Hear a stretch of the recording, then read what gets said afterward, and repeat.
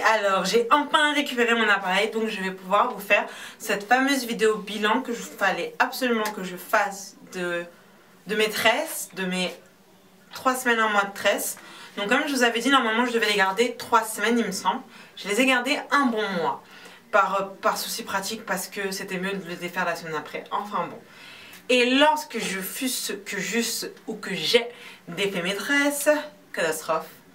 Et catastrophe et catastrophe. En fait, j'aurais dû me rendre compte pendant que je les avais. Parce que devant, ici là, j'avais, vous savez, ces petites, les racines là, comment on appelle ça? Les bulbes blancs. Je voyais les bulbes blancs en fait pendant que je portais mes tresses.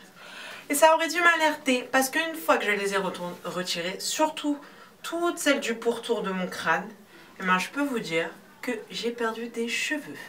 Ici là, ça s'était un peu arrangé. Là, j'avais une alopécie de traction.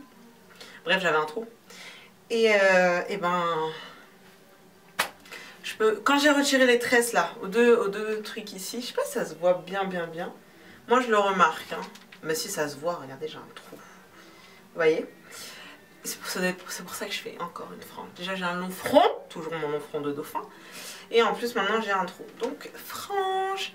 Mais enfin, bon, moi, personnellement, c'est pas dramatique, ça va repousser, je le sais. Mais quand j'ai retiré mes tresses, je vais vous montrer des photos. J'avais, allez, une petite touffe comme ça. Pour une tresse, hein, j'avais une touffe de cheveux comme ça.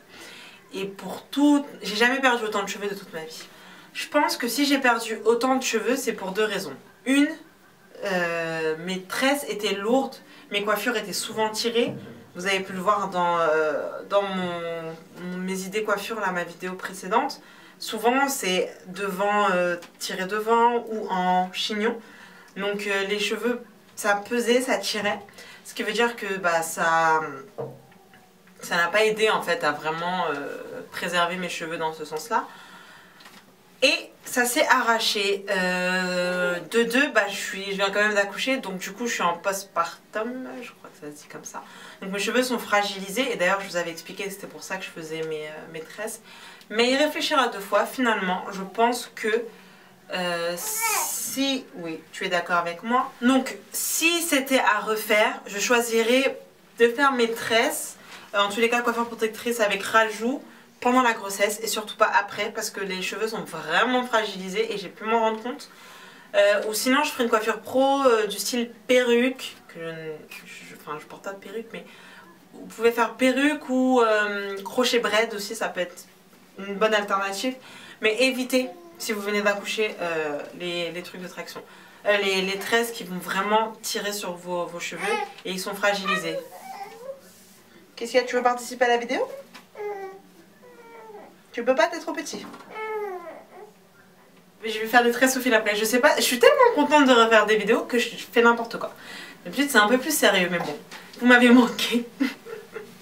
Donc voilà, je récapitule quand même pour qu'on perde pas le sujet de base de cette vidéo.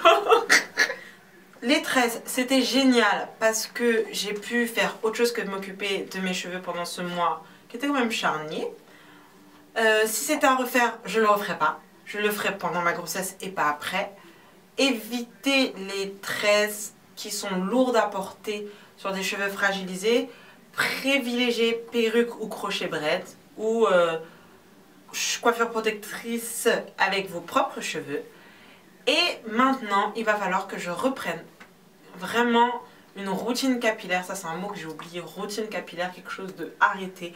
Tel jour je fais ci, bon avec un bébé c'est pas évident, mais bon, tel jour je fais ci, tel jour je fais ça, pour vraiment repartir sur de bonnes bases.